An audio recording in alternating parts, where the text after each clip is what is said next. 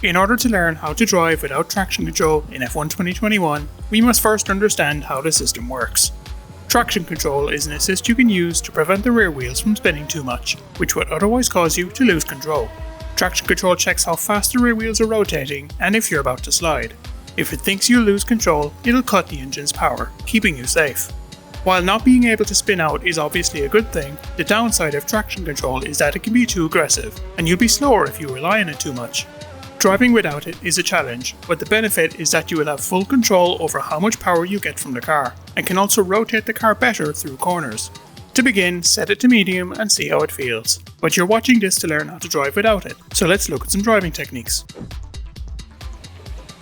Managing the throttle is the key to driving without traction control, but is also the trickiest thing to get right. As you pass the apex of a corner, you'll want to get back to full speed as quickly as possible, and not lose time on the straights. Doing this too early or too aggressively will send too much power to the rear wheels however, and if you're turning the car even a little bit, it'll start to slide. This is why a gradual application of the throttle is the way to go. Start by applying a small amount, and as you straighten the car and gain speed, add a bit more. To be safe, don't go full throttle until your car is pointing straight. As you get better at this, you'll be able to put the power down earlier and earlier, though it may take a while to get right. If you overdo it and begin to slide, you can still save the car. You need to be quick and accurate with your reactions, but it is doable. As the car kicks into a slide, gently lift off the throttle and turn in the opposite direction. This sends more grip to the front wheels and eases the load on the rears, letting you straighten the car out. This is called countersteering. Once you've got a lot of experience, you'll be able to use these slides to your advantage and take corners at very high speeds, but we're not quite there yet. So let's look at one more technique you can apply to stop the car from spinning. Before that though, hit the like button if I'm helping and let me know how you're getting on. If you're changing the gears manually, short shifting is a very useful skill to have when driving without traction control, especially in the rain.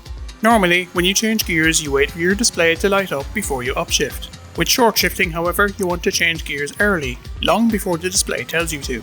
Doing this lets you put down more throttle earlier and get a faster exit.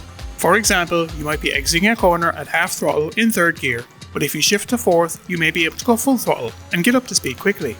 As you get better at driving without traction control, you'll begin to get a natural feel for when you should short shift on corner exit, and can really attack those corners while everyone else is struggling.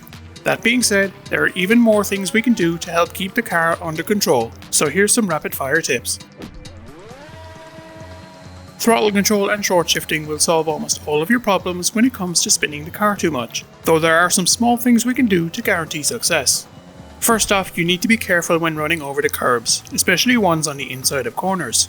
In F1 2021, it's easy to spin the car by going over these, as you lift one of the rear wheels off the ground, causing the other to rotate the car into a spin. Next, you need to be patient with your ERS overtake button. While it gives you a kick of power coming out of corners, deploying it too early will overload the rear wheels.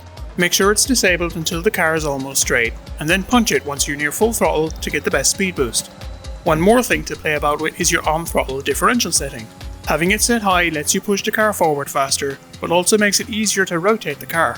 Turn it down if you're still getting a bit too much rotation. You don't need to go all the way down to 50% like you did in previous games, but a little reduction does help.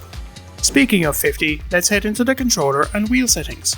Open the calibration menu and increase the throttle linearity to 50, and it'll make it easier to drive without traction control. There are many other settings we can change in here too to make it easier to drive the car quickly. Click on the guides on screen now for more detail. In the meantime, thanks for watching, and I wish you the best of luck in your next race.